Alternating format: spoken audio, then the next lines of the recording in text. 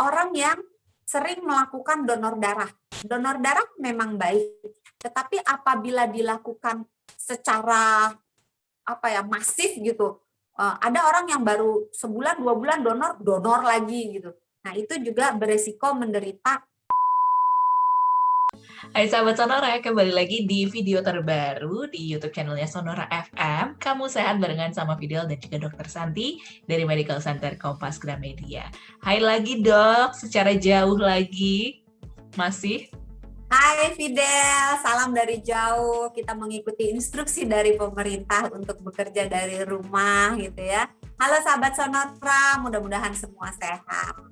Nah ya, betul banget kita ngikutin instruksi pemerintah. Semoga Anda juga, sahabat Sonora, tetap mematuhi protokol kesehatan dan segala jenis peraturan yang sudah ditetapkan ya. Kita dukung bersama-sama supaya cepat selesai. Agak capek ya dok? Kita udah jenuh bersama ini. Kalau perjalanan juga lihat orang udah pada pakai masker yang ditutupin dagu, yang ditutupin tangan gitu. Apa gunanya? Tapi emang karena di dagunya ada lubang dok. Jadi bukan lubang hidung dan lubang mulut, lubang dagu. Nggak bercanda, yang ditutup.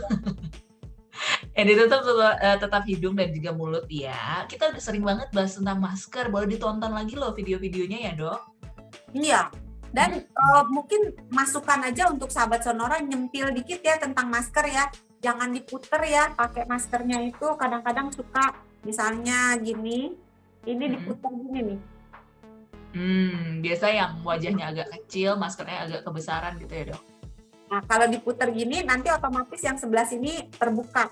Karena kan diputer gini jadi ada rongga di dekat pipinya sini sehingga malah virus masuk. Kalau talinya kebesaran diikat aja, disimpul talinya, atau kalau enggak di Staples. Staples. Itu iklan dikit tentang masker, penting juga. Tapi hari ini videonya nggak tentang COVID-19 nih sahabat Sonora, tapi lebih tentang anemia.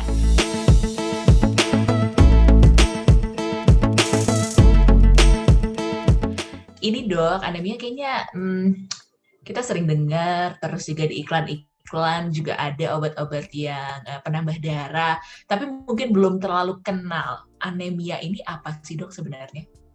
Sebenarnya anemia itu adalah menurunnya kadar zat merah di dalam darah merah orang. Wah, bingung ya. Menurunnya kadar hemoglobin di dalam darah. Ini kalau ditanya, banyak nggak sih dok pasiennya? Banyak. Oke, banyak ini karena mereka sadar memang anemia atau nggak sengaja, oh saya anemia gitu. Gejalanya apa emang dok? Bisa dirasakan gitu? Sebetulnya gejala anemia kalau dia masih turun hemoglobinnya itu turun sedikit gitu ya, jadi anemianya tuh ringan aja, gejalanya tuh samar-samar, mirip kayak orang yang terlalu banyak pekerjaan, jadi lemah, lesu, lemot. Saya mau ketawa dulu nih karena warga-warga yang syuting hari ini juga pasti tertawa di balik layar sana. Terlalu banyak pekerjaan ya dok, mirip-mirip gejalanya. Iya, semua nanti pada, aduh pulang cek darah gitu. Siapa tahu saya anemia, enggak, Anda kebanyakan kerjaan aja. Tapi boleh dicek tentunya ya. Iya, karena anemia yang tidak diobati, dia akan bertambah parah, dan akibatnya nanti mengganggu fungsi tubuh yang lain. Bisa mengganggu jantungnya, dan bisa mengganggu secara keseluruhan fungsi dari si orang tersebut. Baik fungsi organ dalamnya, maupun fungsi mentalnya, fungsi berpikirnya jadi agak-agak lemot. Karena kalau dia hemoglobinnya itu turun, sedangkan hemoglobin ini adalah zat di dalam darah merah yang fungsinya untuk mengangkut oksigen. Nah, kalau si pengangkut oksigennya ini sedikit, maka jumlah oksigen yang disampaikan dari paru-paru menuju ke seluruh tubuh kita itu menjadi lebih sedikit. Jadi tubuh akan kekurangan oksigen. Maka itu tadi timbul lemah, letih, lesu, lemot. Nah, selain itu bisa juga rasa kayak berdebar-debar tanpa alasan yang jelas. Kalau misalnya ketemu sama yang cakep-cakep gitu, lagi deg-degan gitu, itu wajar. Tapi kalau deg-degannya tanpa alasan, berdebar-debar, terus rasanya napas kok agak pendek ya. Jangan cuman berpikir jangan gue COVID gitu. Masih ada banyak faktornya ya. Penyakit di kedokteran nggak cuma COVID, masih banyak yang lain. Walaupun boleh dipikirkan kalau seandainya nafasnya menjadi pendek, kemudian disertai dengan demam, batuk, atau diare, mungkin bisa dipikirkan ke arah COVID. Tapi kalau seandainya nggak ada demam, nggak ada yang lain-lainnya, dan ini sudah berlangsung lama, bahkan sebelum wabah COVID, mungkin bisa dipikirkan kemungkinan untuk anemia. Gitu. Dan orang-orang yang suka tangannya dingin, kakinya dingin, gitu, itu salah satu gejala yang samar sekali dari anemia. Sering sakit, nggak ada apa-apa, batuk pilek, nggak ada apa-apa, diare, gitu. Sering terkena penyakit juga merupakan tanda-tanda dari anemia. Terus kuku menjadi rapuh gitu ya, kok kayaknya gampang patah gitu, gampang somplak-somplak. Itu merupakan tanda juga dari anemia yang walaupun jarang, bisa kalau ada gitu bisa dicek aja itu Hb-nya. Dan ada juga yang lebih jarang lagi, ngidam yang enggak Fidel. Hamil? Enggak hamil, tapi ngidamnya tuh kepingin banget makan es misalnya, kepingin banget makan tanah atau makan debu atau makan tepung gitu. Jadi makan sesuatu yang enggak umum itu bisa menunjukkan itu mungkin gejala dari anemia. Kirain itu kaitannya sama psikologis, Dok. Ternyata ada bisa juga sama anemia. Ya, bisa berkaitan dengan anemia. Lain-lainnya gejalanya yang samar-samar sih. Mungkin sering puyeng ya, sering kok rasanya melayang, rasa kayak enteng, sakit kepala gitu. Terus cepet capek. Orang normal mungkin jam 3 dia masih bersemangat bisa bekerja. Kalau yang anemia mungkin jam 2, jam 3 udah rasa lelah banget, capek banget. Dan kalau dilihat wajahnya itu pucat. Bukan wajah yang glowing ya, tapi pucat. Kalau yang glowing kan karena pakai sheet mask tiap malam. Kalau ini bukan ya, ini pucat. Ini telapak tangannya lebih putih dari teman-temannya, kukunya ini di bagian, kan di kuku ini ada bagian merah-merahnya ini ya, kelihatan lebih putih, lebih pucat, bibir lebih pucat, di bagian dalam bibir lebih pucat, dan bagian bawah mata. Jadi kalau kelopak mata bawah, kalau dokter kan suka diturun gitu. Itu bagian dalamnya lebih pucat gitu, lebih putih, nggak merah merona, merah merona. Itu semua faktornya termasuk yang tadi makan aneh-aneh ya, Dok. Itu karena kekurangan si pembawa oksigen itu aja gitu, ke bagian otak atau ke bagian lainnya? Ya, ke semuanya. Kalau lelah itu biasanya karena ke seluruh badan. Tapi kalau misalnya rasa berdebar-debar, itu terjadi karena si pembawa oksigen ini kan yang membawa oksigen adalah hemoglobin. Hemoglobin adanya di dalam darah. Darah itu bepergian dengan dengan pompa jantung. Kalau oksigennya kurang, otomatis darahnya harus pulang pergi membawa oksigen dari yang tadinya cuma sekali jalan seluruh tubuh udah dapat oksigen, tapi karena pembawa oksigennya sedikit, maka si darah akan bolak-balik dari jantung ke seluruh tubuh beberapa kali lebih banyak daripada yang normal. Sehingga makanya deg-degan. Jantung akan memompa lebih banyak, lebih cepat, dan pada akhirnya dia akan kecapean dan berdebar-debar. Dok San nggak mau ngajar biologi atau apa gitu, Dok? Seru banget kalau Dok San cerita tuh. Ya. Itu jadi kayak berimajinasi gitu kan. Karena di dalam kedokteran itu sebetulnya semuanya berkaitan gitu, saling ada sebab, ada akibat, mengapa bentuknya begini, mengapa begitu.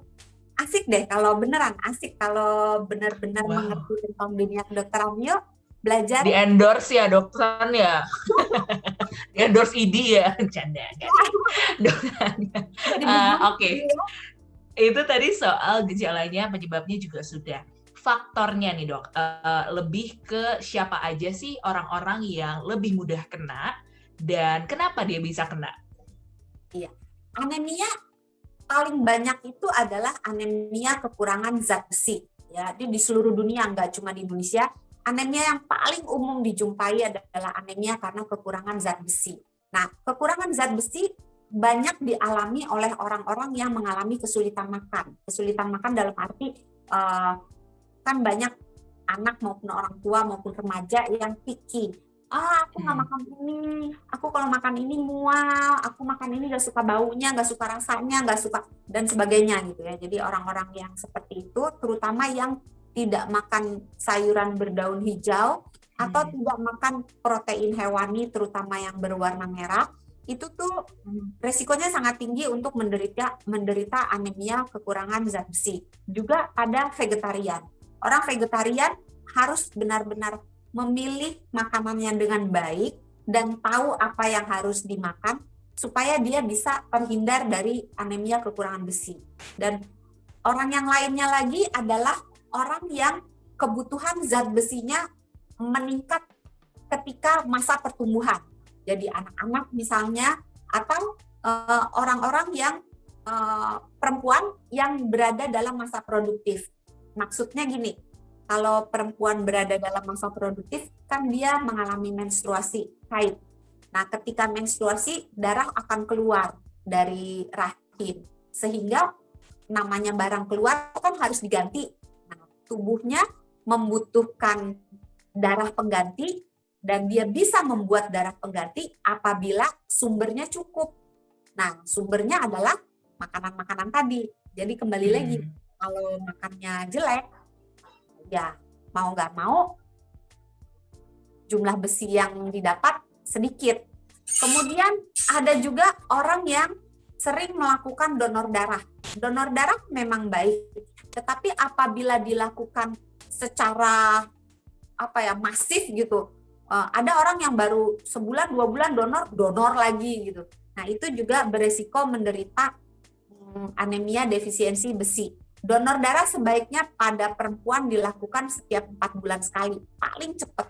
Kalau pada pria boleh setiap 3 bulan sekali ya. Kenapa? Karena kalau pada perempuan dia ada menstruasi sehingga itu dianggap buang-buang darah. Donor benar. Donor tanda kutip gitu kan. Atau pada orang-orang yang lanjut usia. Orang-orang yang lanjut usia biasanya fungsi penyerapannya sudah buruk dan asupan makanan juga berkurang karena mungkin nafsu makan berkurang, terus gigi udah mulai goyah sehingga makan mulai sulit. Dan juga terjadi pada orang-orang yang mengalami penyakit pada saluran pencernaan. Jadi misalnya yang paling gampang deh cacingan. Jadi makannya sih bagus, tapi yang sehat cacingnya karena semua makan zat gizi yang dimasukin ke mulut, semua direbut sama si cacing-cacing yang sudah berubah jadi naga-naga. Berarti ada faktor biologis, ada juga faktor dari gaya hidup tadi ya, Dok? Betul. Oke. Kalau pembedanya nih, Dok, si anemia ini adalah kekurangan darah, kekurangan hemoglobin. Ya. Nah, bedanya sama tekanan darah rendah apa sih, Dok? Nah, sebenarnya orang sering mencampur adukan dua hal ini. Ini dua hal yang berbeda, walaupun sering ditemukan pada orang yang sama. Jadi saya berikan analogi, maklum Bu Guru kan biar gampang menghayalnya gitu. Oke, aku udah siap menghayal. Ya, kalau misalnya ibu-ibu, bapak-bapak, anak-anak, panjang bener ya. Disebutin satu-satu di absen. Buka keran untuk nyiram tanaman hidup. Nah, dari kerannya itu kalau kita puter maksimal, maka tekanan airnya akan mancurnya jauh kuat, ya kan? Kalau kita puternya cuma sedikit aja, itu airnya kan jalannya pelan-pelan, mancurnya lemah gitu. Nah, kalau kita bukanya sedikit, mancurnya lemah, itu yang disebut hipotensi atau tekanan darah rendah. Kalau untuk anemia, itu tergantung isinya.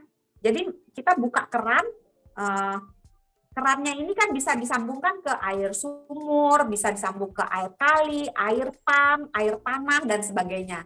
Nah, airnya inilah yang menentukan anemia atau tidak. Jadi kalau misalnya airnya yang harusnya, kalau darah kan harusnya warnanya merah gitu ya, merahnya merah pekat, merah tua.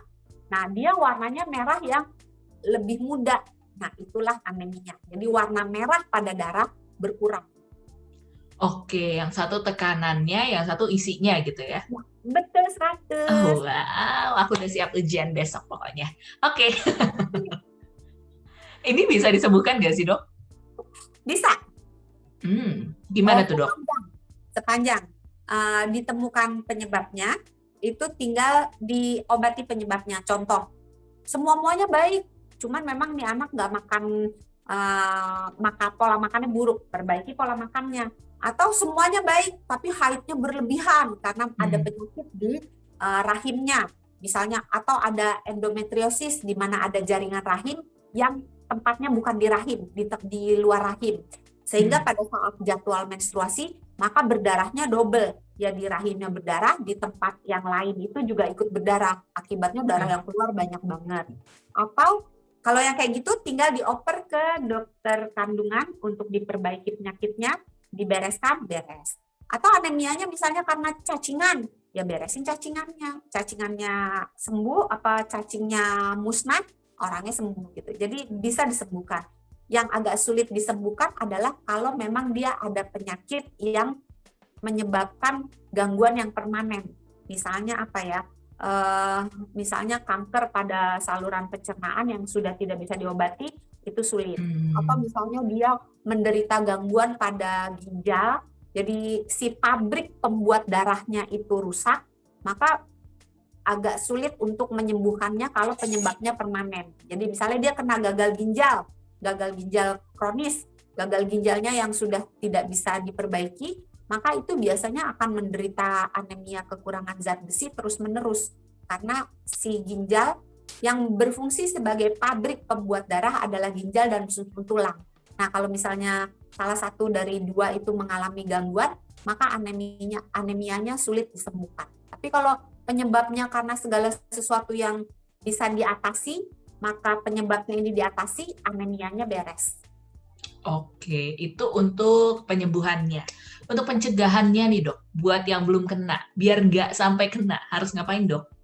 Kalau penyembuhan tadi selain yang diobati biang keroknya, tapi juga Mhm. diberikan besi.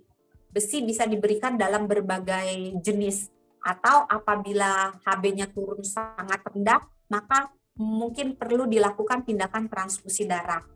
Nah, kalau untuk pencegahan, sebetulnya dengan menjalankan pola hidup yang sehat, ya, seperti makan makanan yang bergizi, tapi kalau untuk ini perlu diperhatikan untuk asupan teh dan kopi. Pada Nah, saat kita sedang makan makanan yang mengandung zat besi banyak, tapi dalam jenis yang nabati, misalnya daun-daunan, ya sayur berdaun atau sayur yang berwarna hijau tua, itu penyerapannya akan diganggu oleh si kafein yang ada di teh maupun di kopi. Jadi kalau misalnya kita makan misalnya tumis apa ya bayam atau hmm, tumis kangkung atau sayuran berdaun lainnya atau tempe juga merupakan salah satu sumber zat besi yang baik. Itu kita minum teh bersamaan dengan minum teh atau bersamaan dengan minum kopi, maka penyerapannya itu akan turun bisa sampai 60-70% penyerapan zat besi yang ada di makanan yang tinggi zat besi. Tapi kalau misalnya makanan yang tinggi zat besinya itu berasal dari yang hewani, misalnya dari daging sapi, daging kambing atau ayam atau ikan atau babi atau macam-macam protein hewani, maka penyerapannya diganggu cuma 20%. hmm, Jadi oke, kalau makan sebaiknya jangan minum kopi atau yang teh berkafein ya. yang berkafein pada orang-orang yang rentan mengalami kekurangan zat besi. Nah, sebaliknya tambahkan sesuatu yang mengandung vitamin C. Jadi misalnya kalau lagi membuat sayur bening bayam, tambahin tomat atau tambahin Hmm, kalau kita tumis kangkung tambahin cabai atau tambahin paprika, tambahin tomat atau mungkin bisa dipersin jeruk nipis di atasnya ketika udah mateng gitu. Atau kalau nggak mau dimasakannya, minumlah atau makanlah buah yang mengandung vitamin C. Karena vitamin C itu meningkatkan penyerapan dari zat besi yang ada di makanan kita baik yang berasal dari nabati maupun yang berasal dari hewani. Oke, berarti dikurangi tadi kafeinnya, kemudian bisa ditambahkan vitamin C-nya supaya penyerapan zat besinya juga lebih maksimal. Dari tadi ada tempe, ada sayur-sayuran hijau juga ya dok. Tapi kan sekarang juga ada suplemen-suplemen gitu dok, buat tambahan zat besi, itu boleh nggak dikonsumsi? Sebaiknya sebelum mengkonsumsi suplemen-suplemen yang mengandung zat besi, konsultasi dulu dengan dokter yang merawatnya, karena berbeda dengan vitamin-vitamin yang larut dalam air seperti vitamin B maupun vitamin C, itu besi tidak bisa dikeluarkan dari dalam tubuh dengan mudah. Jadi kalau kita tidak butuh zat besi, maka zat besi itu akan menumpuk di dalam tubuh, maka akan menimbulkan gangguan kesehatan yang lain. Jadi niatnya mau sehat, tapi malah jadi kena penyakit yang lain. Jadi hati-hati aja. Oke, konsultasikan lagi ke dokter berarti ya. Betul. Baiklah, dokter Santi ada yang mau ditambahkan lagi nggak dok? Mungkin sendok sama piring ya, karena tadi baru dapat sendok dan garpu. Tadi baru dapat piring soalnya. Kirain lagi ngomongin besi, jadi cari yang agak-agak mirip-mirip, nggak ya? Agak jauh, sorry banget. Baiklah, kalau sudah lengkap semuanya, dokter Santi terima kasih banyak. Sama-sama, jangan lupa sehat itu mudah, sehat itu murah. Jangan lupa juga sahabat Sonora masih banyak video-video menarik lainnya di YouTube channel Sonora FM. Silahkan meluncur langsung ke YouTube channel Sonora FM. Dan yang mau mendengarkan Kamu Sehat versi podcast ada di Spotify, Google Podcast, dan juga Apple Podcast. Kita ketemu lagi di episode berikutnya. Bye! Bye!